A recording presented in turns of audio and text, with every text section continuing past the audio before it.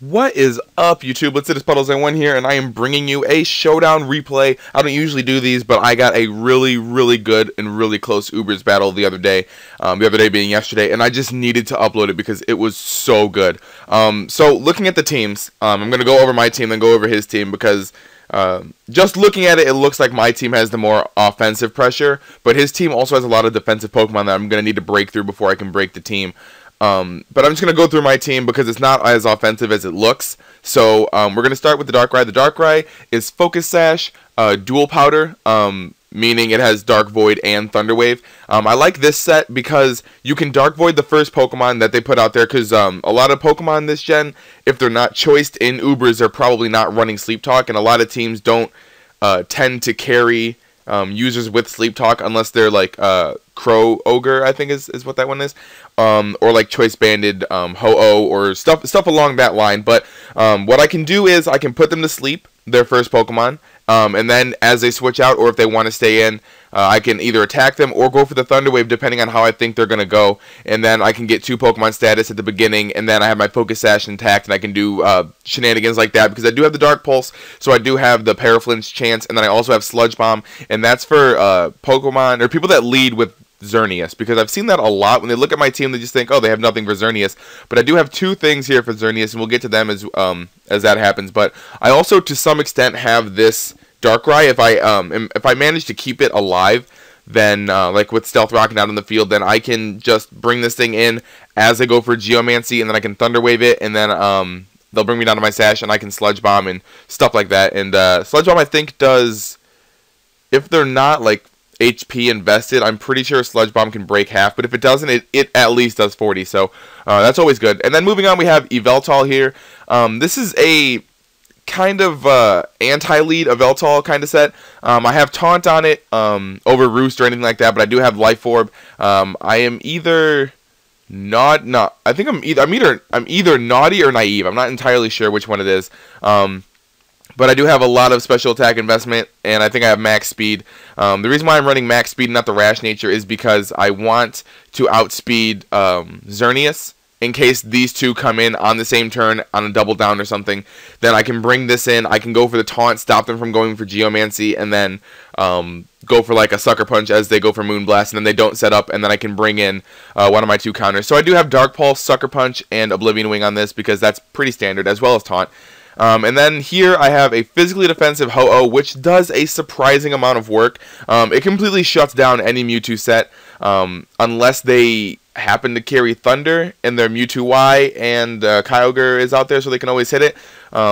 Because I can Toxic and Substall, or not Substall, but Toxic and Roost Stall until they end up dying, and then I have Brave Bird, and I can always switch out. I have a bunch of other Pokemon that can handle the electric type move.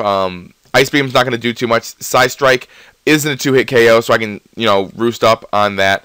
And like I said, I have Brave Bird, Roost, Whirlwind, and Toxic. I have Whirlwind on this just for Xerneas, in case I can switch it in on their Geomancy, and then they have to go for Thunder or Thunderbolt or something, neither of which will take me out, I'm pretty sure, if I did the calcs right. And then I can go for Whirlwind, get them out, and then they can't set up the Geomancy without having it be the 2-turn setup. So there's that, and that's also one of my Xerneas counters. Checks, one of my Xerneas checks, and then I have a Scizor, especially defensive Scizor, that is my other Xerneas check. These two in tandem with each other can take out a Xerneas, but I'm pretty sure I need both of them together, or at least damage on the Xerneas to begin with. So I have Bullet Punch, Toxic, Roost, and Defog on this. I like having Defog on it because I do have the Ho-Oh, I do have the Yveltal, and if there's anything that stacks spikes on my opponent's team, then I'm done, because my Zekrom and my Arceus are my win conditions for this team. The rest are pretty much to wear down the team for these two. And I like having Toxic on this just because I can bring it in on a Xerneas. If it has too much HP, I can Toxic it. No, I can take one move, go for the Bullet Punch, and then have Toxic rack up, because then it can't stay in for too long. I put it on the timer, and then I can go out to my Ho-Oh and, Roost Stall, stuff like that. Like, these two are my defensive core, and they work pretty well together. They're not really good. They're not the best defensive core, but they do what they need to do, and that's stop Xerneas from happening.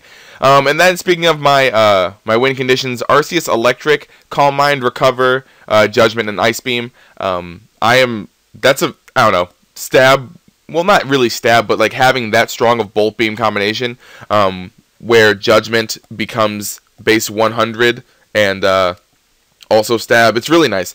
It's a very nice poke to have. I haven't been seeing a lot of them, but I still think that this, I still think in 6th gen, it's still a good poke to have. And then we have the RC, not the RCS Electric, the Zekrom with the Bolt Strike, the Volt Switch, Dragon Claw, and Outrage on this thing, and it's Choice Scarf, so you know that's how that goes. And now looking at my opponent's team, he does have these 3 really defensive things, or well, not defensive, but 3 things that I have to watch out for. Mainly are going to be the Lugia, because this team, as I have told you every move on the teams, or on my team, there's no Stealth Rock, so Lugia comes in and just has this multi-scale, and that's why I have Toxic on both of these guys, so that it can rack up on the Lugias that happen to switch in on Ho-Oh or Mega Scizor. So that thing's a threat. The Sableye is also a threat, depending on if it's specially defensive or physically defensive. If it's physically defensive, I'm gonna have a problem with it, because the most of my things that break my Ho-Oh, my Zerny, or my Ho-Oh, my Scizor, and my Zekrom are all physical. My special breakers don't really hit this thing too hard, and if I get burnt, it's gonna be a problem. And then Ditto is also a huge problem, because I can't really set up with my Xerneas for fear of this coming in and getting all the boosts and then critting me or something stupid like that. And then the next thing that I'm looking at is gonna be this Mewtwo. I know I have my my Ho-Oh for it, but Mewtwo can still be a threat if he wears down my Ho-Oh enough. And then if this is Scarf Kyogre, I'm gonna have a problem with that, because I have had a huge problem with Scarf Kyogre in the past. But Xerneas I don't have a problem with, because, like I said, I have these 2 pokes. So, yeah, pretty much the biggest threats that I'm seeing are going to be the defensive ones in Ditto, and then to a lesser extent Mewtwo and Kyogre if it's Scarfed. But now looking at potential leads, I'm thinking that since this wasn't really high on the ladder, that this Kyogre probably wasn't Scarf, and since I was mediocre on the ladder, so I'm thinking that this Kyogre is not Scarf, and that he's not going to lead off with the Xerneas, because I'm not that low on the ladder. So I was thinking that his leads were going to either be the Sableye or the Ditto. Sableye to burn whatever I want to lead with, possibly taunt my Darkrai, because you know that's also an option. And then Ditto, because if I lead off with the Zekrom predicting the Kyogre, then he can lead off with Ditto, and then he can go for Outrage or something before I can go for the Volt Switch or an Outrage of my own, because I'm pretty sure that that's how that goes, or it's a Speed tie. No, it's a Speed tie, that's how it goes. But he could win the Speed tie and go for Volt Switch, or he could stay in as I go for Volt Switch, because there's no way I'm going to sacrifice one of my win conditions. And then he can get some Switch initiative on me. So what I'm thinking he's going to want to do is, since I think Ditto is the best lead for him, I think he's going to lead off with it. So predicting the Ditto, I'm going to lead off with my Darkrai, just to try and, you know, play around with it. Maybe if he doesn't lead off with the Ditto, then this would be my better play, because then I can Dark Pulse this thing twice, and if it is specially defensive, then I will be kind of in a bad position. But if he's physically defensive, then my Darkrai will be able to 2-hit KO him.